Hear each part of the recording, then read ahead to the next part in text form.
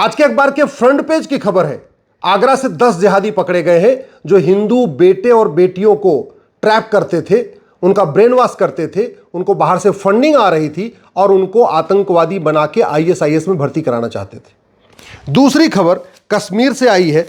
कश्मीर में भी लगभग यही काम हो रहा था, लेकिन वो अलग तरीके से हो रहा था। आगरा में वो धर्मांतरण जिहाद कर रहे थे और कश्मीर में साइबर जिहाद कर रहे थे।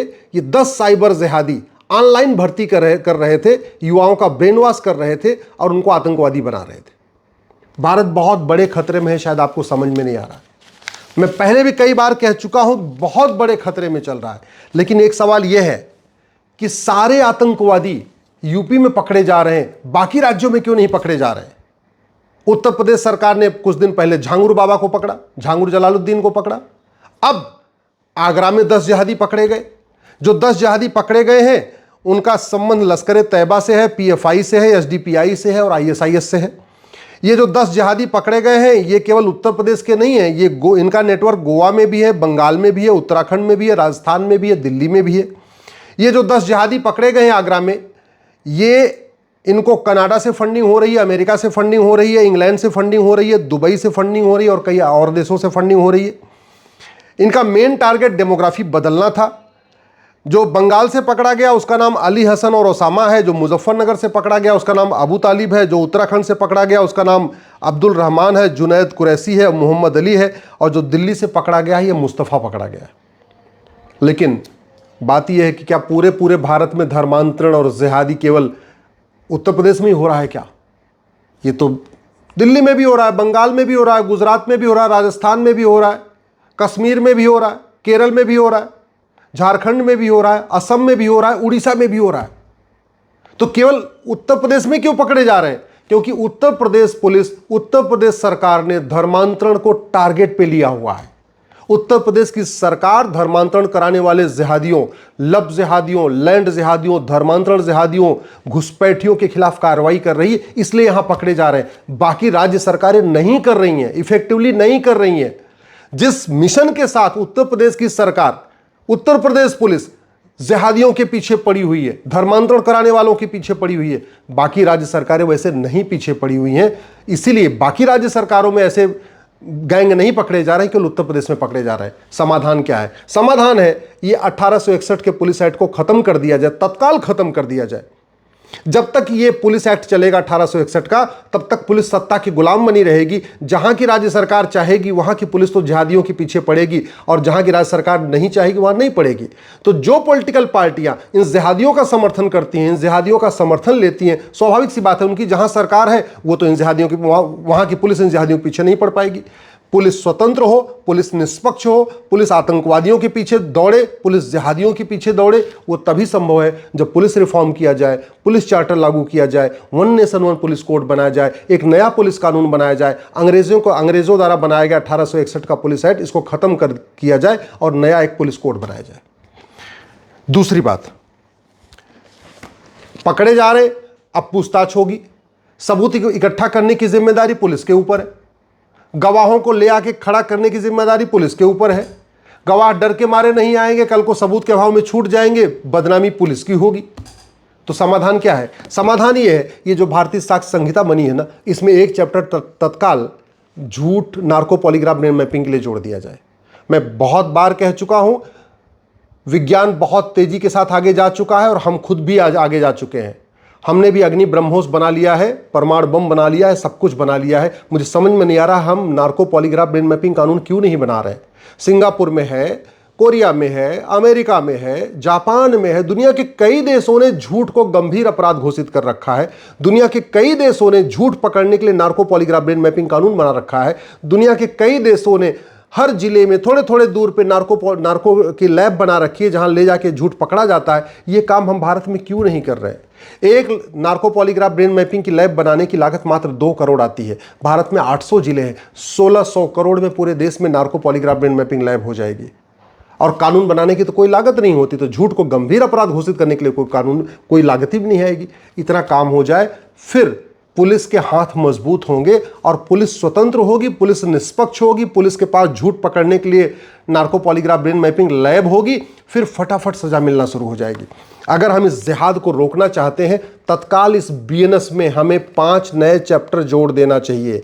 एक चैप्टर जोड़ना चाहिए ऑफेंस रिलेटिंग टू लव जिहाद, दूसरा चैप्टर जोड़ना चाहिए ऑफेंस रिलेटिंग टू लैंड जिहाद, तीसरा चैप्टर जोड़ना चाहिए ऑफेंस रिलेटिंग टू इनफिल्ट्रेशन, घुसपैठ की जो घुसपैठ जिहाद चल रही है, एक चैप्टर उस पर जोड़ना चाहिए। एक चैप्टर जोड़ना चाहिए ऑफेंस रिलेटिंग टू कन्वर्जन, जो धर्मांतरण जिहाद चल रहा है उसके ऊपर एक चैप्टर जोड़ना चाहिए। और 5वां चैप्टर जोड़ना चाहिए offence relating to drug smuggling.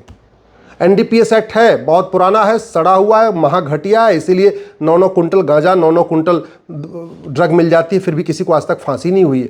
मैं कह रहा हूं इस बीएनएस को बदलिए, इसमें 5 नए चैप्टर जोड़िए, ऑफेंस रिलेटिंग टू लव जिहाद, ऑफेंस रिलेटिंग टू लैंड जिहाद, ऑफेंस रिलेटिंग टू ड्रग जिहाद, ऑफेंस रिलेटिंग टू घुसपैठ जिहाद, ऑफेंस रिलेटिंग टू धर्मांतरण जिहाद। ये 5 नया चैप्टर जोड़िए। पुलिस स्वतंत्र होगी, निष्पक्ष होगी, झूठ पकड़ने के लिए उसके पास लैब होगी और 1 नेशन 1 पिनल कोड होगा। फिर देखिए कानून का खौफ पैदा होगा। बात कानून के खौफ की हो गई, लेकिन जो इस घटना में जो जिक्र आया, जो यहाँ से आतंकवादी पकड़े गए हैं, उसमें फंडिंग 5 देशों से हुई है। फंडिंग कैसे हो रही जानते हैं? वो फंडिंग कराने के लिए कांग्रेस ने कानून बनाया था एफसीआरए। हमने थोड़ा मोटा इसमें बदलाव किया है, जैसे हमने वक्फ एक्ट में थोड़ा मोटा बदलाव कर दिया है लेकिन वक्फ एक्ट खत्म नहीं किया, वैसे एफसीआरए में हमने बदलाव तो किया लेकिन एफसीआरए को खत्म नहीं किया, इसलिए फंडिंग नहीं बंद हो रही है। जब तक कांग्रेस का एक भी कानून बचा हुआ है, भारत सुरक्षित नहीं हो सकता। क्यों? क्योंकि कांग्रेस ने 100% कानून भारत को बर्बाद करने के लिए बनाए थे। जब तक एक भी अंग्रेजी कानून बचा हुआ है, भारत सुरक्षित नहीं हो सकता। क्यों? क्योंकि अंग्रेजों ने 100% कानून भारत को बर्बाद करने के लिए बनाए थे। इसलिए मैं सरकार से निवेदन कर रहा हूं, आगामी संसद सत्र में इस एफसीआरए को खत्म कर दें। हमें नहीं चाहिए विदेशी फंडिंग। हम साल 2 साल 4 साल बिना विदेशी फंडिंग के रह लेंगे। आज जो विदेशी फंडिंग आती है उसका केवल 10% राष्ट्रहित के जो एनजीओ उनको मिलती है। 90% जो विदेशी फंडिंग है वो गद्दारों को मिलती है, जासूसों को मिलती है, अलगाववादियों को मिलती है, मिशनरियों को मिलती है, जिहादियों को मिलती है, देश विरोधी नेताओं को मिलती है, देश विरोधी लेखकों को मिलती है, देश विरोधी पत्रकारों को मिलती है, देश विरोधी कलमकारों को मिलती है।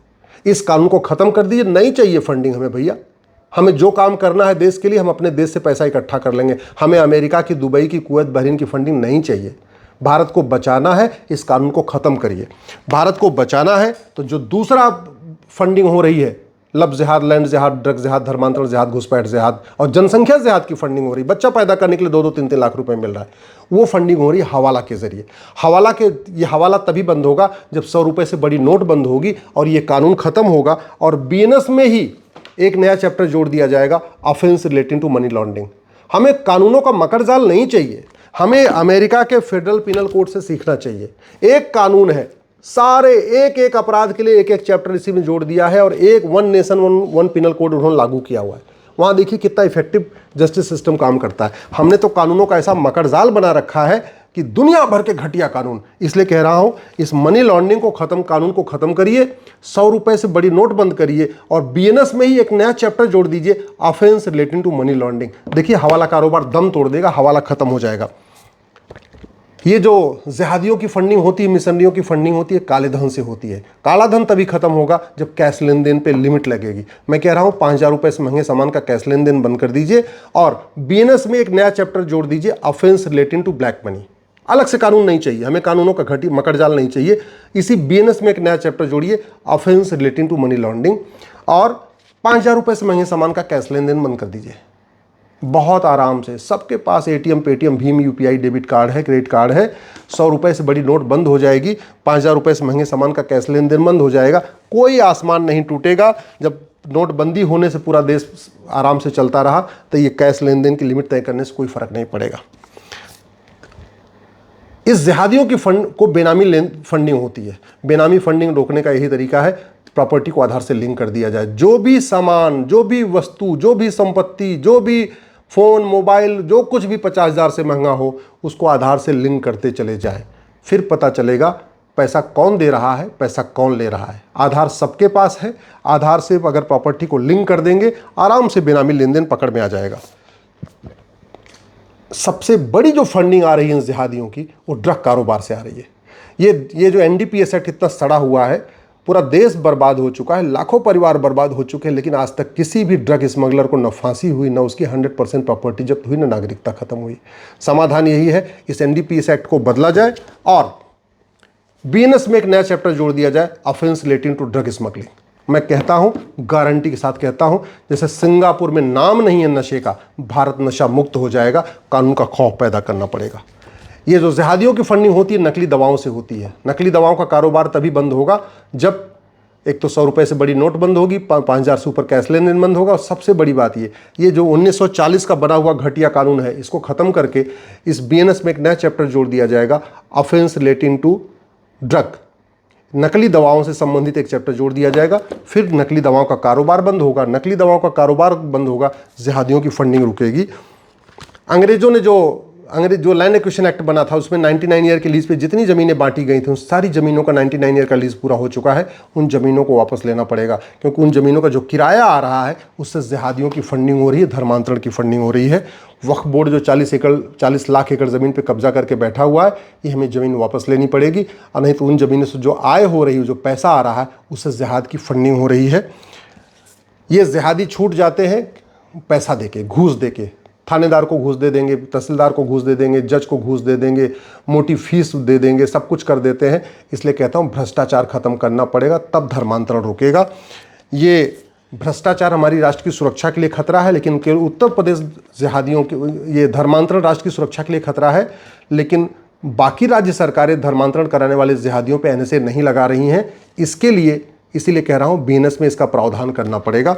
धर्मांतरण हमारी देश की एकता अखंडता के लिए खतरा है, लेकिन उत्तर प्रदेश के अलावा बाकी राज्य सरकारें जिहादियों पे यूएपीए नहीं लगा रही हैं। इसीलिए कह रहा हूँ बीएनएस में बदलाव करना पड़ेगा।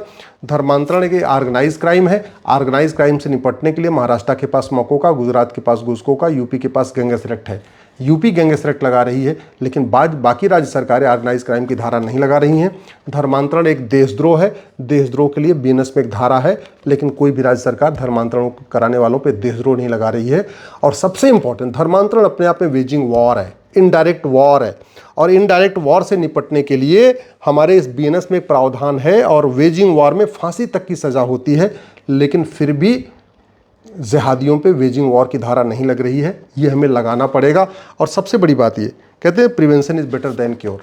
आखिर ये कौन सी सोच है जिसके कारण ये जिहाद फैल रहा है? तो जिहाद इसलिए फैल रहा है क्योंकि हमने माइनॉरिटी मेजॉरिटी का खेल जारी रखा हुआ है।